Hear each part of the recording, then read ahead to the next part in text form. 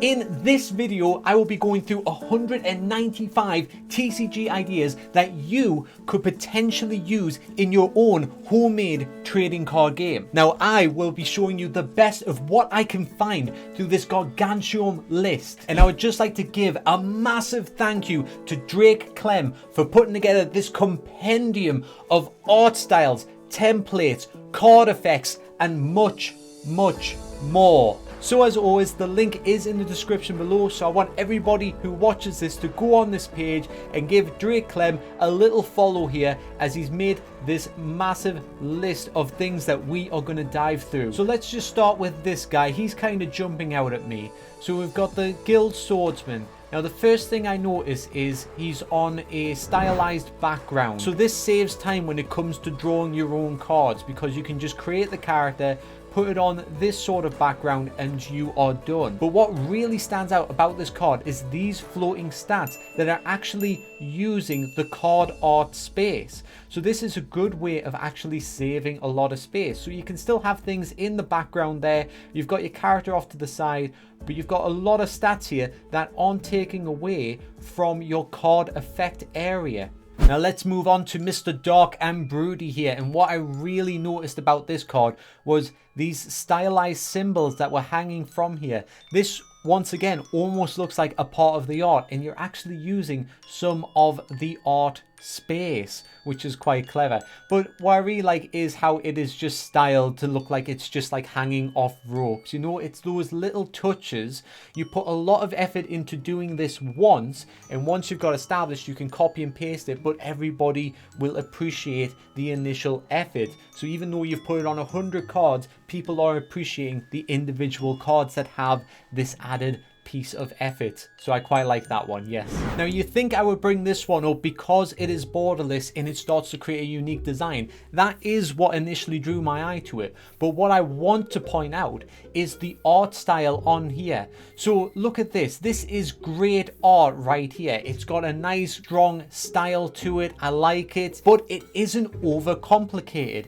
It's great art that anybody could essentially make. So this is 3 shaded tones, just like how I do in my art. I do in mid-tone, and then I add a highlight and then a shadow to the card art. Simple but effective. It's genius. If you don't have a higher level of art, work smart, not hard. Okay, first off, this guy has a lot of character, but what I was really looking at is its effect. Strong jaws.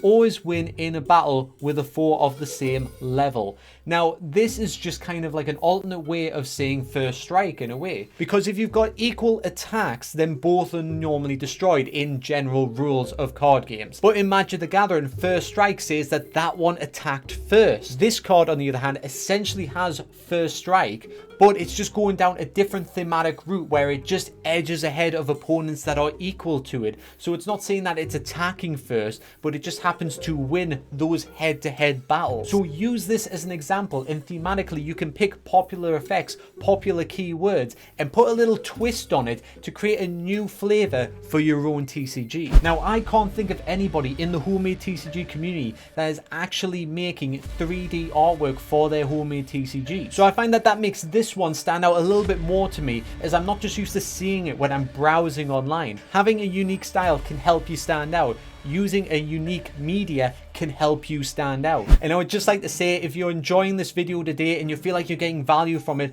don't forget to hit that subscribe button and hit that like button to let me know that I'm getting this right and I can do more content like this. Thank you very much. Okay, so this is a long one because we've got a lot of variations on here. Now, what's very different about this one is how small the card art is. You know, it almost has you leaning into the card to try and see the art properly. Though I think that really works because of the pixel style, perhaps. You know, if we were looking at classic games, we are used to seeing those small pixelated creatures, and perhaps that art style with the room that they left on the cards actually complements each other in some way. But that is just my theory. If you've got another idea to why they would use less space to put the art on the card, then let me know in the comment section below. I love being told why I'm wrong. And just take a look at all of these magical items and magical armors and rings. This collection is just one of the 195 ideas that Drake has put together on this Pinterest page. And it's not just the really cool arts that we can be inspired by, but some of the names as well, like Scroll of Damnation, Aura of Death. Oh, I want a spell card that's Aura of Death now. That's quite good. Armor Breaker. Now that's something you name your weapon after. Nobody's going to ask you what Armor Breaker does. Armor Breaker. That's what it do. And as well as the front of the cards, we also have the backs of the cards. And look how intricate they actually make these card designs right here. Think about it for a minute.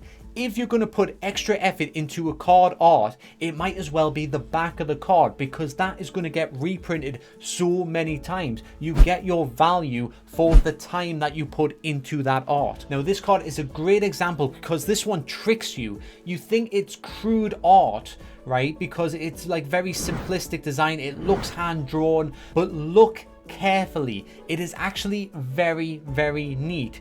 All the writing style is very consistent. Once again, it's trying to look hand drawn, but it's too consistent. It has these little minor detail lines, but look at the consistent shading around these edges.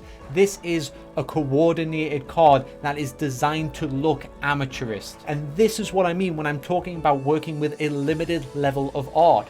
As long as you put in the time and effort to make sure that all your edges are nice and cleaned up, you can have that low level look but still have a very clean professional finish. And just notice as well that the character on the card itself has no shading. There's been no extra effort into making that character look more three-dimensional, look more epic than it needs to be. It's a simple cartoon character. They've leaned into that style.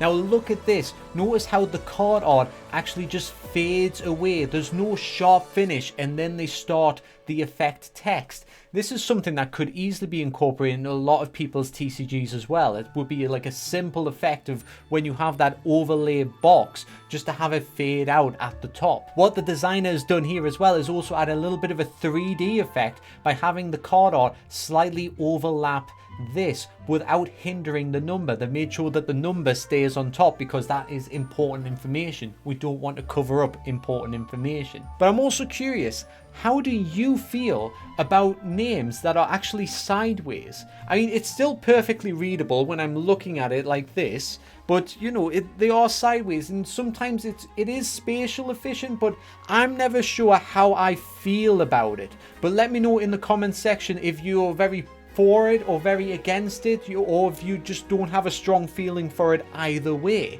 Now I always find this really interesting because this is essentially a card that has been broken up into all its little fragments, so we can see individually all the components that you could put together to create a card in its full style. Because sometimes when you're looking at the full picture, you don't notice the intricacies of the card. So you can see, oh look, we've got this little subtle frame right here. We've got these that I might want to just put in the corner and put a damage counter on. Just for looking at deconstructed cards, it's another way of getting the creative juices going because you're looking at an isolated piece of the card.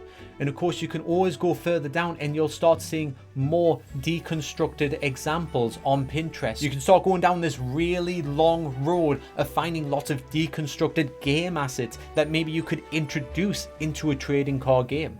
Now here's something else that's caught my attention. These little buffs on the side here, obviously this is World of Warcraft icons. So I'm guessing this was the old World of Warcraft TCG before Hearthstone. I could be wrong, this could purely just be fan made, but look at this, right? This icon here, and then these are faded out, and then we've got another icon here. This is an interesting way of doing it because yes, you are using up a little bit more space doing it this way.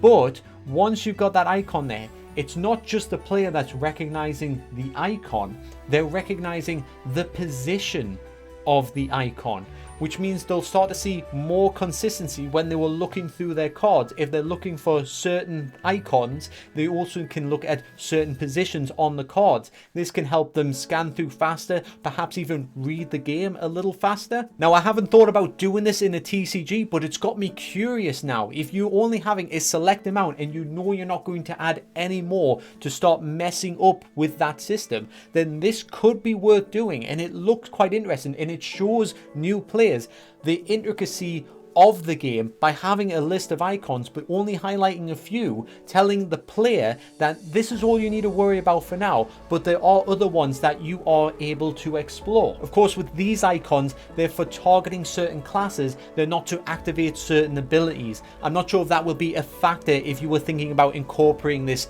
into your own TCG, but I thought I will just put that out there. And speaking of game icons, we have a big wall of game icons right here. Now, what I would just add with these is these seem a little bit intricate. Now, you gotta remember, you've got the card space, you've got a card that's about this size, and then the game icon is going to be on that card. It's going to be incredibly small. Literally, I'm not exaggerating, it's about that size probably on your card.